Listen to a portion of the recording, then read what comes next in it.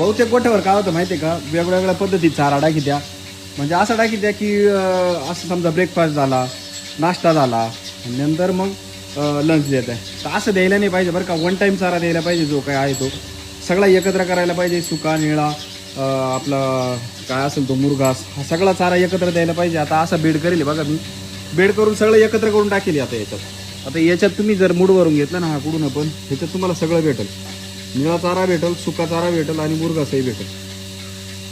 हे सगळं एकत्र द्यायला पाहिजे बरं का गाईला. आणि याचा रिझल्ट चांगला आहे बरं का. आणि आपल्या गोठ्यावर नियोजन बदलताना म्हणजे कोणाचं ऐकून तर नाही करायला पाहिजे बरं का. ठीक आहे, तुम्हाला एखादी गोष्ट आवडली, तुम्हाला बदलायची आपल्या गोठ्यात, तर तिचा ट्राय घ्या आधी. 2 दिवस, 4 दिवस, 8 दिवस, 10 दिवस त्या गोष्टीचा ट्राय घ्या. आणि त्याच्यात तुम्हाला रिझल्ट जर चांगला वाटला तर मग ते कंटिन्यू करा तिथून पुढं. आता वैयक्तिक मी असं टाकतोय, याचा मला रिझल्ट चांगला आहे बरं का. आता गाईला सगळं एकत्र करून टाकेल मी. आता इकडे टाकायचा बाकी आहे, म्हटलं आधी आपण दाखवू एकदा आणि मग चारा टाकून घेऊ पुढचा. तर मित्रांनो, एकदा ट्राय करा, सगळा चारा एकत्र करा. जो काय तुम्हाला द्यायचा आहे ना पूर्ण चारा, तो सगळा एकत्र करा. एक बेड करा TMR पद्धतमध्ये आणि एकदा गायांना टाकून द्या.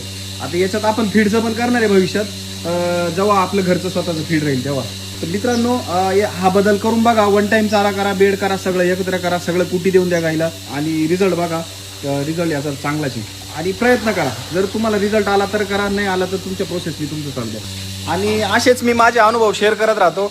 तर अजूनपर्यंत तुम्ही मला फॉलो करेल असेल तर फॉलो करा, व्हिडिओला लाईक करा, शेअर करा. चला, राम राम.